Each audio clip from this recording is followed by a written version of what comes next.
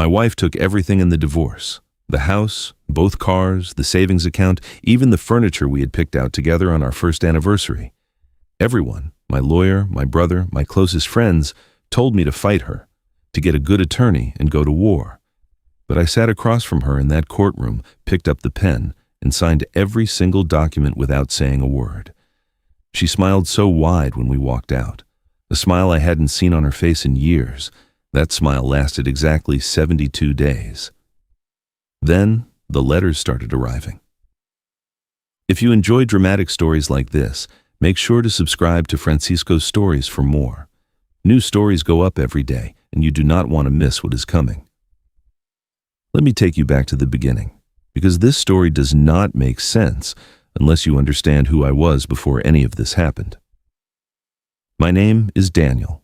I grew up in a small town in Ohio, the kind of place where everybody knows everybody and nobody locks their front door. My father was a contractor. He built houses his whole life, not fancy houses, just solid ones, the kind that lasted. He used to say that a house is only worth what it costs you to keep it standing. I did not understand what he meant when I was young. I understand it perfectly now.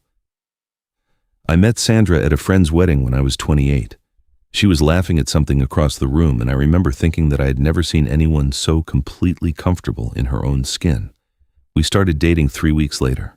We got married 2 years after that. For the first few years, things were good. I was working long hours in commercial real estate, not selling, but managing properties, maintenance contracts, tenant agreements, code compliance, insurance riders, unglamorous work.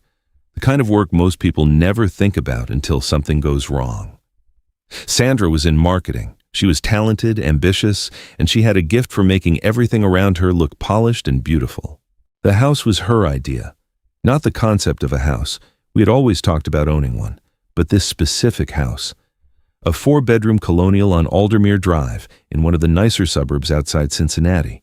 High ceilings, a big wraparound porch, a yard that backed up to a small creek.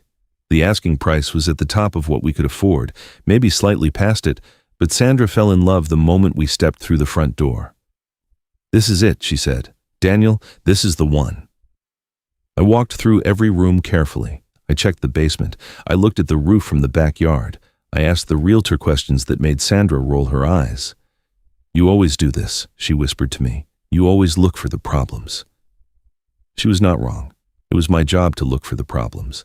The inspection came back with a few items, nothing that stopped us from buying, but I made notes. The drainage system along the south side of the foundation was aging. The sump pump was original to the house, probably 15 years old. There was a shared retaining wall along the back property line, shared with the neighbor behind us, a man named Gerald Fitch, and that wall had some visible cracking along the eastern section. The inspector flagged it as something to monitor. We bought the house. Sandra decorated it beautifully. We had dinner parties and holiday gatherings, and for a few years, Aldermere Drive felt like exactly the life we had both imagined. Then things started to change between us. Slowly at first, the way things always change slowly, until one day they are completely different. Sandra got a promotion that required more travel. I was putting in 60-hour weeks trying to manage a portfolio of aging commercial properties. We stopped eating dinner together most nights. We stopped talking about the future. We started talking about logistics, who was picking up dry cleaning, who was handling the utility bill, who forgot to call the plumber. I will not put all the blame on her. I know who I am. I'm a person who notices problems before they become disasters, but I'm not always good at noticing the people right in front of me until it is too late. Sandra needed more from our marriage than I was giving. I think I knew that. I think I told myself I would fix it later, and later kept arriving without me doing anything about it. She told me she wanted a divorce on a Tuesday evening in November. She was calm about it, almost businesslike. She sat across from me at the kitchen table, the kitchen she had remodeled 2 years earlier, white marble countertops, farmhouse sink, and she told me that she had not been happy for a long time, and that she thought we both deserved more than what we had become. I sat there for a long moment. Then I said, "Okay." She seemed surprised by that. She had prepared for an argument. I moved into a corporate apartment near my office the following weekend. I took my clothes, my laptop, my father's old toolbox, and a photograph from our honeymoon that I kept in my desk drawer. Sandra stayed in the house on Aldermere Drive. The divorce proceedings began in January. Her lawyer was a woman named Patricia Holt, and Patricia Holt was very good at her job. I had heard of her before, actually. She had represented the wife in a high-profile case involving a commercial developer I had done some work with. She was aggressive, precise, and she did not waste time. My lawyer was a man named Tom Garrett. Tom had been recommended to me by my brother, and Tom was also good, but in a quieter way. He liked to understand things fully before he spoke. He reminded me a little of my father in that sense. The first time we sat down together, Tom spread the financial documents across the conference table and started walking me through the math, the house, the 2 cars, the joint savings account, a small investment portfolio, a timeshare in Florida that we had stopped using years ago. Sandra's lawyer was making a case that she had contributed significantly to the household during the marriage and that she deserved the majority of the shared assets. Technically, she was not wrong. She had earned well, and she had spent freely on the house, the kitchen renovation, the landscaping, the new roof 2 summers ago. Tom looked at me over his reading glasses and said, "Daniel, she's going to push hard for the house. If we go to court, we can fight this. The investment portfolio alone. Let her have the house," I said. Tom put his pen down. "I'm sorry? Let her have it. I'm not going to fight for the house." He studied me for a moment. "Daniel, that property is the single largest asset in your marital estate. If she walks away with the house, the cars, and we're splitting the savings, you're looking at a very uneven outcome." "I know. Is there something you want to tell me?" I looked at him carefully. "I want to make sure I'm protected. Specifically, I want to make sure the divorce agreement clearly states that she is assuming full responsibility for the property. All obligations, all liabilities, everything associated with it from the date of transfer." Tom was quiet for a moment. Then he said slowly, "Why?" "Because that's how I want it." He leaned back in his chair. I could see him thinking. He was good at his job, and good lawyers have instincts. He looked at me for a long time. "All right," he finally said. "I'll make sure the language is airtight." I had not told Tom everything, but I had told him enough. Here is what Sandra did not know, because Sandra had never been interested in the details.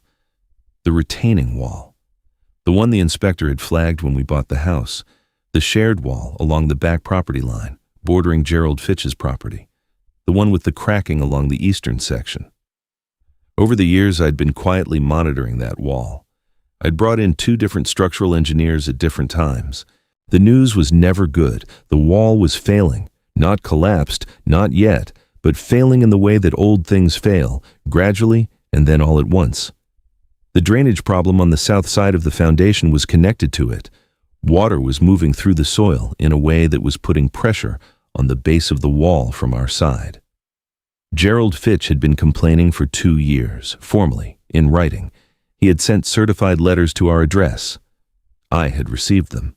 I had responded to them professionally and carefully, explaining that I was aware of the issue and that we were monitoring the situation. I had not told Sandra about those letters, not because I was hiding something dishonest. The situation was real, and I intended to address it, but because every time I tried to bring up maintenance issues with the house, Sandra changed the subject. She did not want to hear about sump pumps and drainage grades and retaining wall footings. She wanted to talk about the new light fixtures she had seen in an architectural magazine. There was also the question of the shared wall agreement. When the original owners of our property had built the retaining wall, they had entered into a recorded cost-sharing agreement with the neighboring property. It was in the title records. I had read it during our purchase due diligence. It stipulated that both properties were jointly responsible for maintenance and repair costs, but that if one property's drainage or construction modifications were found to be the primary contributing cause of deterioration, that property bore the greater portion of the liability. We had modified the drainage on the south side of our yard when Sandra put in the new landscaping 3 years ago. A landscaping company had redirected some of the water flow. It looked beautiful. It was also, according to the structural engineers I had consulted, a contributing factor to the wall's accelerating deterioration. I knew all of this. I had been managing it quietly for years, the way I managed everything, carefully, with complete information, making notes and keeping files. When Sandra's lawyer sent over the final asset list, the house, the cars, the split on savings, I read every word, and then I signed. Tom called me after the documents went in. "You're sure about this?" he said. It was not quite a question. "I'm sure. And you want the full liability transfer language? Every word of it." There was a pause on the line. "Daniel," he said, "you've been in property management for 15 years. "Yes." Another pause. "I'm going to pretend I don't know what that means." "That's probably best," I said. He was quiet for a moment, and then he said, almost to himself, "I hope she has a good lawyer for what comes next." The divorce was finalized on a Thursday in March. I remember the weather was cold and gray, that particular Ohio gray that makes everything look like an old photograph. Sandra came in wearing a cream-colored coat I had never seen before. She looked polished and confident. Patricia Holt sat beside her, equally composed. I sat next to Tom. I was wearing the same blue suit I wore to work most days. The judge reviewed the settlement agreement. Both parties had signed. There were no contested items. It was, by all legal appearances, a simple, uncontested divorce with a mutually agreed-upon asset division. The judge approved it in under 20 minutes. Sandra smiled at Patricia Holt. Patricia patted her arm. They walked out ahead of us into the hallway, and as I came through the door, Sandra turned and looked at me. "I hope you're going to be okay, Daniel," she said. She did not sound unkind. She sounded like a person who had already moved on. "I'll be fine," I said. She nodded, and they walked toward the elevator. I stood in the hallway with Tom for a moment. "You know," Tom said quietly, looking straight ahead, "sometimes the best outcome isn't the one that looks like winning." "My father used to say something similar," I told him. We shook hands. I walked to my car, drove to my apartment, and I made myself a cup of coffee. I sat by the window for a long time, watching the gray sky. I was not happy. I want to be clear about that. I had loved Sandra once. I had loved that house once. There was real grief in all of it, regardless of what I knew and what I had planned. But I also knew what was coming. The first letter arrived at Aldermere Drive on a Friday in June, exactly 72 days after the divorce was finalized. It was from Gerald Fitch's attorney. I know this because Gerald Fitch, who had been copying me on all correspondence for 2 years, sent me a duplicate out of what I can only assume was habit. I called his attorney's office, explained that I was no longer the property owner, provided the transfer documentation, and asked them to update their records. They thanked me and said they would direct all future correspondence to the current owner. I heard what happened next through my brother, who still lived in that neighborhood and knew Sandra socially. She received the letter, read it, and did not immediately understand what it was. She called her sister, who called a friend who knew something about property law, and that friend told Sandra that this looked serious and she should get a lawyer. She called Patricia Holt. Patricia Holt read the letter and then, according to what filtered back to me eventually through various channels, asked Sandra a question that Sandra had no answer for. "When did you first become aware of the retaining wall issue?" Sandra said she had no idea there was a retaining wall issue. Patricia Holt then asked about the shared wall agreement in the property records. Sandra said she did not know what that was. That was the beginning of a very difficult education. Gerald Fitch's attorney had retained their own structural engineer, who produced a 38-page report concluding that the retaining wall had deteriorated to the point of requiring full replacement, that the primary contributing factor was the drainage modification made on the neighboring property, our former property, Sandra's current property, and that the cost of replacement was estimated at between $68,000 and $84,000, depending on material selection and site conditions. Under the terms of the recorded wall sharing agreement, Sandra's property bore approximately 70% of that liability. That was between $47,000 and $58,000. Sandra had taken the house. Sandra had also taken the mortgage, which still had 22 years remaining. She had taken the property taxes, which in that suburb ran to just over $9,000 a year. She had taken the homeowners association fees, which Patricia Holt had apparently either overlooked or underestimated. And she had now taken a construction liability that was about to consume nearly everything she had saved in the divorce settlement. I heard, months later, that she tried to claim she had not known about the wall issue, that I had concealed it from her. Patricia Holt reportedly looked at the file and found Gerald Fitch's certified letters, the ones addressed to our home, the ones delivered to our shared address during our marriage. Sandra had never opened them because they looked like contractor mail, and she had assumed I was handling it, which I had been. Right up until I was no longer the owner of the property. There was nothing fraudulent in what I had done. I want to be clear about this. I had not hidden a defect during the sale of the property because there was no sale. It was a divorce asset transfer, and the settlement agreement contained full liability language that Tom had drafted with extraordinary care. I had not misrepresented anything to the court. I had agreed to a settlement that Sandra and her lawyer had pushed for aggressively. I had simply agreed to all of it. If Patricia Holt had done deeper due diligence on that property, title searches, recorded agreements, maintenance history, she would have found everything I knew. It was all there in the public record. I had not buried it. I had not manufactured it. It had existed for years, patiently, quietly, waiting. I had just known where to look.